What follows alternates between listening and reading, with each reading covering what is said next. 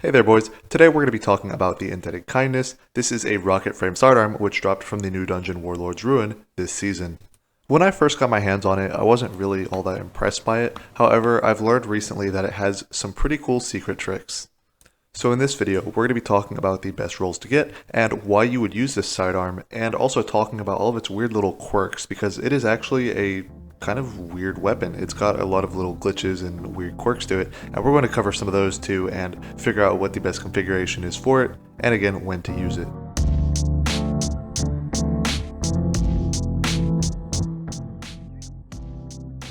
So I think the most important thing to look at right now is simply why you would even want this. Why is it good?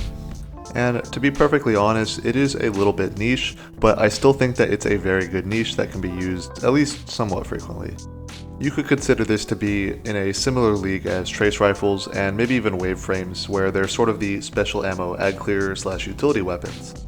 Obviously wave frames lean more into the ad clear and trace rifles lean more into the utility.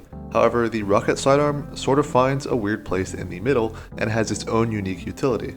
The rocket sidearm has a much better damage profile than your average trace rifle, and it can just in general kill enemies easier. It will kill a lot of the smaller adds in one shots on a lot of difficulties, and obviously scaling into higher content, it's still only going to take 1 or 2 shots to take out the adds, whereas a trace rifle would take quite a bit of time just beaming their head.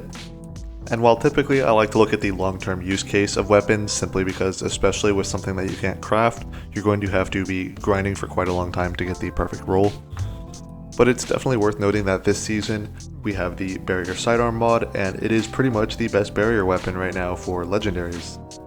Obviously this won't be the case every season, but barrier sidearm will surely come back again in the future, and when that happens, this will again be a great weapon for barriers.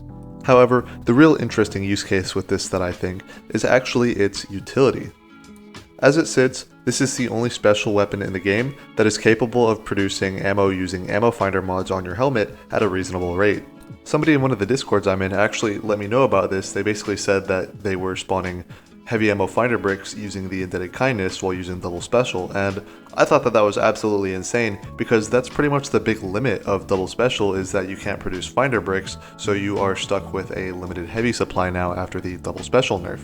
And the reason I find this as exciting as it is because in general, a primary weapon is a disadvantage to using double special still, simply because special weapons are more powerful. So being able to get the advantage of using a primary weapon while still using double special is very appealing. Even if you do like to use primary weapons for ad clear, or even exotic primaries which are actually pretty good for ad clear, there are a lot of encounters where you want double special simply so that you can switch to another special weapon for DPS and have all 3 of your weapons for damage. This is going to be the optimal way to do a raid, and you would do that just so that you have special ammo on your weapon when you switch to it, because if you were using a primary and then you switched to a special weapon, you would obviously not have any ammo in that special weapon. And now that we have a big use case for this weapon, we are going to look at the best ways to build the weapon. And hey, very quickly, before we get into the perks on the weapon, I did just want to quickly thank everybody who has been watching the videos. It's been a little bit since I interrupted a video like this, but I really did just want to thank everybody. I absolutely love the support. We've been going absolutely insane, even with Destiny in a bit of a slump. However, looking at the updates coming in the future, I am pretty excited. They look like pretty good stuff, and I'm going to be covering the prophecy weapons as soon as I can. So that's going to be my first thing I'm going for. I'm hoping we get lots of shoot to loot primaries and a game-changing shotgun. That's going to be what I'm hoping for from that. The origin trait also has me really excited because it's basically a free damage perk on top of having 2 other perks, so I'm definitely excited to see how those weapons turn out, and make sure you subscribe if you want to see that too. Anyway, that's enough of that. Let's get back into the video, and let's go ahead and have a look at the perks that we can get on the sidearm. I've pretty much seen 2 main paths that people take with this weapon, and that is either using Volt Shot, which I think is more popular, but there is also a path using permeability, surprisingly. Overall, I'm not a big fan of permeability as a perk. I don't think it's very useful on most weapons. However, when it comes to something like this, which is the only one of its frame, being able to get it in different elements actually makes it pretty unique right now.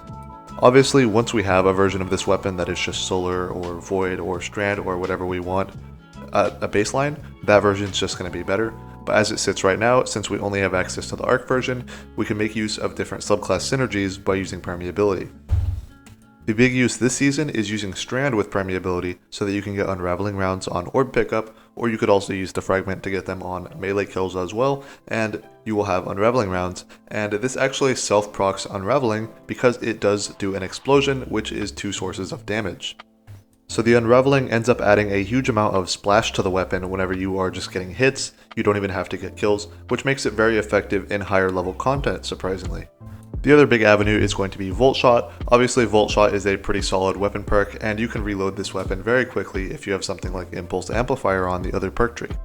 Volt Shot is going to be more effective in the easier encounters and the lower tier content like normal raids. However, in higher end content, Volt Shot kind of falls off and just doesn't do enough damage to the surrounding enemies to really be worth it.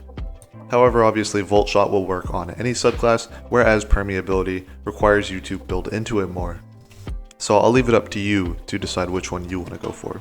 As for the third tree perk, I'd pretty much just always take Impulse Amplifier. There's some other perks worth arguing about, like maybe Lead for Gold. However, this weapon already has a pretty good ammo economy, and between having a travel time and also using Volt Shot as one of the big perks, obviously Impulse Amplifier is a huge deal, increasing the reload and the travel time.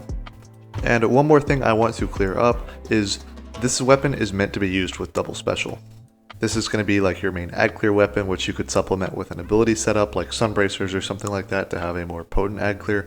However, I really wouldn't run this with a primary just because there's no point. It kind of does what a primary already does. It even produces ammo breaks. So if you are going to use this, I do highly recommend using double special with it, and if you're somebody who's not used to double special, there are a couple of tricks you can do to keep it ammoed up. The main ones are just to mod your gear correctly. Make sure you use scavenger mods on your boots where you can, and I highly recommend using Special Finisher and not using any timed mods on your boots, unless you're going to be doing damage obviously, and then you should have surge mods. I feel like in general, Special Finisher is very underrated and people don't use it enough. If you're using Special Ammo Finisher and then you have the Heavy Ammo Finder on your helmet, you're going to be crapping out ammo everywhere all over the place for your teammates. And remember, if you are using an Ammo Finder mod, make sure you have a scout on too. Be a good teammate. Now let's take a look specifically at Grandmasters before we wrap up this video. So these are obviously great weapons right now because they do barrier intrinsically and they are a special weapon, which just makes them automatically powerful pretty much. The current Grandmasters meta is actually using Cenotaph with rockets. It's not necessarily the popular meta, but it's definitely the powerful meta. Obviously Polaris Lance is very good in the energy slot right now because it has pretty much unstop and barrier using the seasonal mods, but in this triple Ceno setup, you would want to have a Gallahorn user who's obviously not able to use Polaris or Wishender, another great GM's weapon, and for that I would highly recommend that they use one of the new trace rifles in the kinetic slot this season, and pair it with the sidearm so that they have a barrier weapon and the rocket launcher. And the reason I think that this works without having a DPS special weapon is because melee you're just going to blow up everything with rockets anyway, and anything that has any sort of health you're just going to shoot with a rocket because you have infinite ammo. And also because a trace rifle in a GM isn't really great even at ag clear because it's just not dealing enough damage to take down even a basic red bar quickly. So if you were to use a loadout like this, you'd pretty much have your Gallahorn, your sidearm, and your trace rifle, and you'd use the sidearm for your ag clear, you'd use the trace rifle to mark targets, and you'd use the rockets to destroy everything. Anyway, that's going to do it for the video. Thank you so much for watching, and I hope to see you in the next one. Bye-bye.